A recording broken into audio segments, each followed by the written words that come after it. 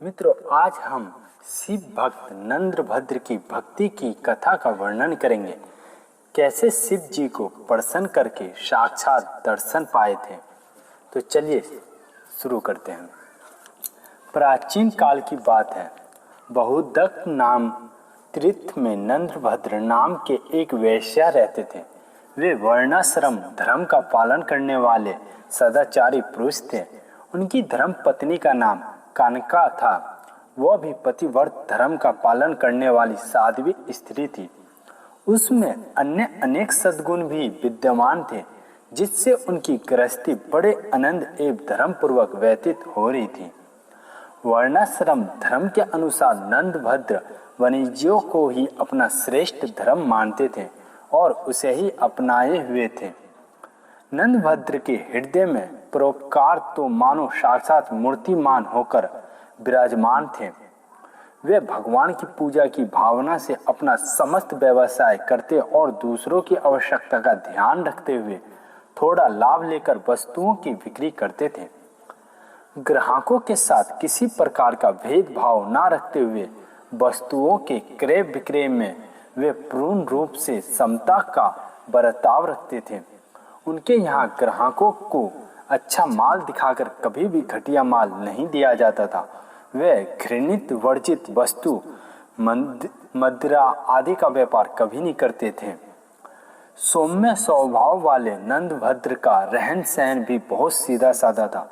वे लकड़ी एवं घास फूस से निर्मित एक छोटे से मकान में निवास करते थे। उनका खान पान बहुत साधारण और कम खर्चीला का था। जिससे भगवान से प्रेम हो जाता है, उसे संसार के कार्य फीके लगने लगते हैं। यही दशा नंदभद्र की थी। वे चंद्रमौली भगवान शंकर के अन्याय भक्त थे। बहुत में एक बहुत सुंदर शिवलिंग स्थापित था, जो कपिलेश्वर महादेव के नाम से प्रसिद्ध था। नंदभद्र तीनों समय बड़े प्रेम से कपिलेश्वर शिवलिंग की पूजा किया करते थे। वे सभी के हित साधन में सदैव संलग्न रहते थे और मन, वाणी और क्रिया द्वारा परोपकार धर्म का पालन करते थे। किसी के साथ ना उनका द्वेष था, ना कोई दुश्मनी। वे ना किसी से अनुरोध करते थे, ना विरोध। वे किसी की निंदा भी नहीं करते थे। सदा ही सम तथा जो कुछ मिल जाता उसी में संतुष्ट रहते थे। नंदभद्र का जीवन सन्यासियों जैसा ही था। वे गृहस्थ श्रम को सन्यास श्रम से कम न मानते थे। वे कहा करते थे कि जो विषय को बाहर से त्याग कर मन के द्वारा उसे ग्रहण करता है, वह इस लोक और परलोक दोनों ओर से भ्रष्ट होकर फटे हुए बादल की भांति नष्ट हो जाता है। सन्यास का सारभूत तत्व है विषयों का त्याग। सभी को उसका पालन करना चाहिए। गृहस्थ में रहकर यथाशक्ति देवता, पितर, अतिथि, ब्राह्मण, पशु, पंछी, कीट पतंग आदि समस्त भूतों के लिए सदा अन्न देना चाहिए। इससे बचा हुआ अन्न ही स्वयं भोजन करना चाहिए। नंदभद्र का सदाचार संपन्न सुखमय जीवन सभी के लिए स्मरणहीन था।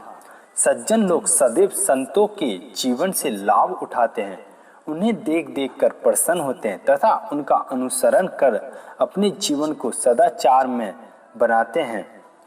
दूसरी ओर दुष्ट जन किसी संत को देखकर चलते हैं। ऐसा ही एक व्यक्ति नंदभद्र के पड़ोस में रहता था। उसका नाम था सत्यव्रत। नाम तो उसका सत्यव्रत था, परंतु था वो बड़ा ही नास्तिक एवं दुराचारी। धर्मपरायण नंदभद्र को सुखी देखकर वो जला करता था। बार बार नंदभद्र पर मिथ्या दोष रोपण करना और सदा उनके दोष ही ढूंढते रहना मानो उसका स्वभाव ही बन गया था। उसके जीवन की सबसे बड़ी चाह यह थी कि किसी प्रकार कोई नंदभद्र का दोष दिख जाए तो उसे धर्म से गिरा दे।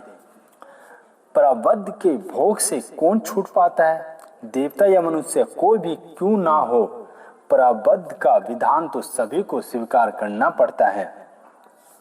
अचानक नंदभद्र का इकलौता पुत्र जो चल बसा था, महामती नंदभद्र के विधि का विधान मानकर शोक नहीं किया थोड़े ही दिनों के बाद साहस और उनकी पतिव्रता पत्नी कनका भी चल बसी। लंबे अवसर की प्रतीक्षा के बाद नंदभद्र में विपत्ति आई देखकर उनके पड़ोसी सत्यव्रत को बड़ी प्रसन्नता हुई।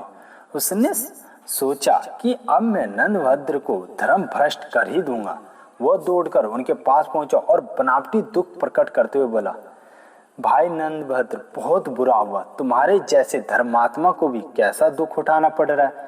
इससे यही समझ में आता है कि ये धर्म कर्म सब ढोंग ढकोसला है। मेरे मन में तो कई बार तुम्हें चेतावनी देने की बात आई थी कि दिन में 3 बार पूजा करना चाहिए, स्तुति प्रार्थना करना सब व्यर्थ है, परंतु संकोचवश मैं चुप रहा। आज कहे बिना रहा नहीं गया, अतः कह रहा हूँ। उसने पुनः कहा, भैया नंदभद्र, धर्म के नाम पर क्यों इतना कष्ट उठाते हो? मिथ्यावाद अच्छा नहीं होता। जब से तुम इस पत्थर पूजन में लगे हो तब से तुम्हें कोई अच्छा फल नहीं मिल रहा है। ऐसा मैंने नहीं देखा है। तुम्हारा इकलौता पुत्र और साध्वी पत्नी दोनों ही इस संसार से चल बसे हैं। यदि भगवान होते तो क्या तुम्हें ऐसा फल देते? भैया, भगवान तो स्वार्थी लोगों की कल्पना मात्र है। सूर्य, चंद्रमा, वायु, मेघ आदि सब स्वभाव से ही विचरण करते हैं। स्वभाव से ही समस्त जीव जंतु, पेड़ पौधे एवं मनुष्य पैदा होते हैं। मनुष्य योनि ही सबसे दुखद योनि है। अन्य सभी योनियां सुखद है, क्योंकि उनमें सभी स्वच्छंद विचरण किया करते हैं। पुण्य और पाप सब कुछ कल्पना है। नंदभद्र, मैं तुम्हें सही सलाह देता हूँ कि झूठ धर्म का परित्याग करके आनंद पूर्वक खाओ, पियो और भोगो, क्योंकि यही सत्य है। सत्यव्रत की मूर्खतापूर्ण बातें सुनकर नंदभद्र पर कोई प्रभाव नहीं पड़ा। उनके विचार तो पर्वत की भांति अचल एवं समुद्र की भांति गंभीर थे। वे तनिक भी विचलित ना हुए और हंसते हुए बोले, सत्यव्रत जी, आप अपने आप को ही धोखा दे रहे हैं। क्या पापियों पर दुख नहीं आता? क्या उनके पुत्र, स्त्री आदि की मृत्यु नहीं होती? जब किसी सज्जन पुरुष पर दुख आता है तब सभी लोग सहानुभूति प्रकट करते, परंतु विपत्ति काल में दुराचारी के प्रति सहानुभूति प्रकट करने वाला कोई नहीं होता। अतः धर्म पालन करने वाला ही श्रेष्ठ है। सत्यव्रत तो अपने हट पर था, उसे यही बातें कैसी अच्छी लगती। नंदभद्र ने पुनः कहा, महाशय, अंधा व्यक्ति सूर्य के स्वरूप को नहीं जानता, परंतु उसके ना जानने से क्या सूर्य का अस्तित्व समाप्त हो जाता है? जिस प्रकार राजा के बिना प्रजा नहीं रह सकती, उसी प्रकार ईश्वर के बिना संसार का संचालन नहीं हो सकता। ये आप सत्य समझ ले। जिस शिवलिंग को आप पत्थर कहते हैं, स्वयं भगवान श्री राम ने समुद्र तट पर उसकी स्थापना की थी। सत्यव्रत का पुण्य वही प्रसन्न था। देवता तो दिखाई क्यों नहीं देते? तो नंदभद्र ने कहा, क्या देवता लोग आपके पास आकर याचना करें कि आप उन्हें दिखाई दें? नंदभद्र सत्यव्रत से अधिक विवाद नहीं करना चाहते थे, अतः वे स्थान को छोड़कर चले गए। एक बार नंदभद्र के मन में विचार आया कि भगवान सदाशिव का साक्षात दर्शन करके उनसे ही क्यों न पूछ लूं। प्रभु, आप तो निर्दोष, निवेर और समदर्शी हैं, फिर आपका बनाया ये संसार दोष रहित क्यों नहीं है? इसमें इतने सुख दुख, जन्म मरण आदि क्लेश और बेईमान से क्यों भरे हुए हैं? ये सोचकर वे शिव मंदिर में आए, कपिलेश्वर लिंग की पूजा की, फिर प्रणाम करके भगवान चंद्रमौलिक के आगमन की प्रतीक्षा में खड़े हो गए। उन्होंने मन में यह निश्चय किया कि जब तक भोलेनाथ दर्शन नहीं देंगे तब तक मैं ऐसे ही खड़ा रहूंगा। लगातार 3 दिन और 3 रात तक नंदभद्र वैसे ही खड़े रहे। चौथे दिन एक 7 वर्ष का बालक उस शिव मंदिर में आया। गलित कुष्ठ का रोगी होने के कारण वो पीड़ा से बहुत ज्यादा रो रहा था और कराह रहा था। उसने बड़े विस्मय के साथ नंदभद्र से पूछा, आप इतने सुंदर एवं स्वच्छ दिखाई दे रहे, फिर भी आपके चेहरे पर कलेश के निशान क्यों हैं?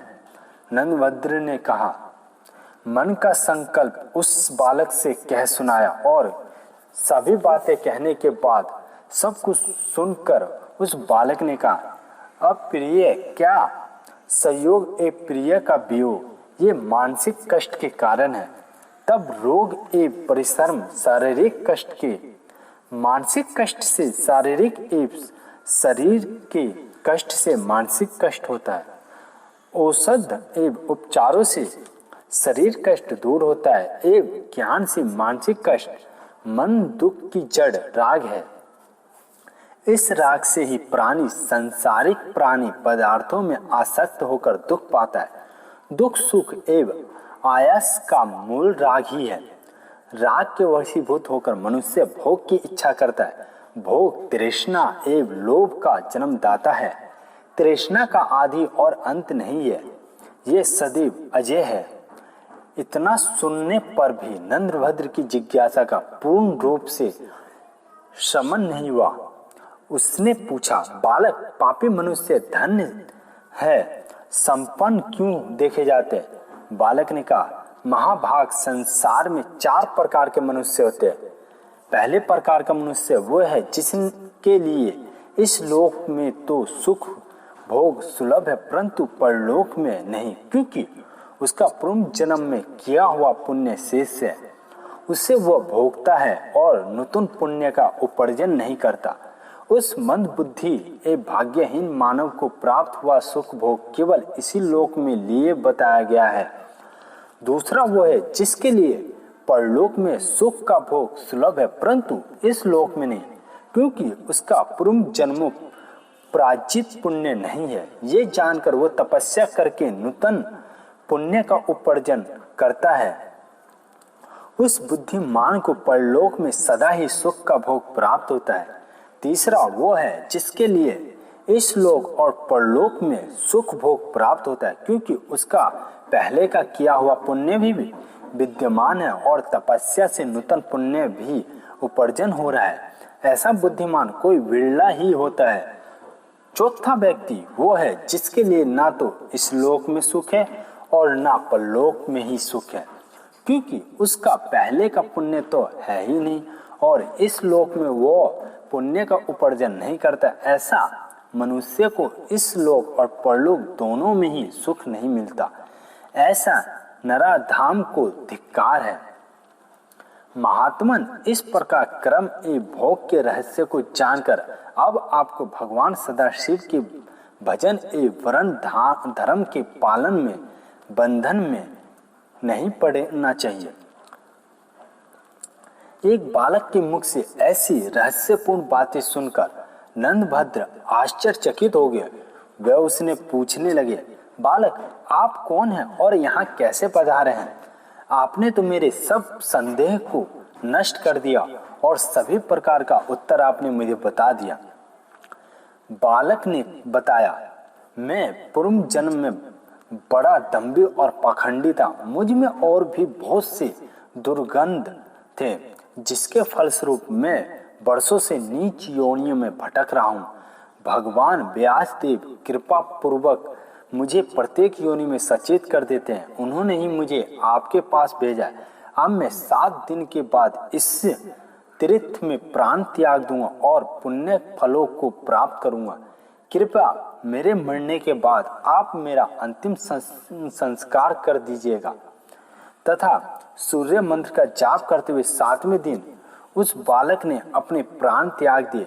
नंदभद्र ने विधि पूर्वक उसका अंतिम संस्कार किया और शेष जीवन उन्होंने भगवान शिव और सूर्य की उपासना में लगा दिया तथा अंत में भगवान शंकर का सारा रूप्य प्राप्त हुआ। तो मित्रों, मैंने आपको शिव भक्त नंदभद्र की कथा का वर्णन किया है। इस कथा के द्वारा अनेक ज्ञान का वर्णन किया गया है, जिसका हमें अपने जीवन में भी प्रयोग करना चाहिए। यदि मित्रों आपको ये कहानी अच्छी लगी हो तो लाइक और शेयर करना ना भूलें, ताकि मित्रों दूसरे को भी ये ज्ञान मिल सके। तो मित्रों मिलते हैं अगले किसी नई कहानी के साथ। तो बने रहिए हमारे इस चैनल पे।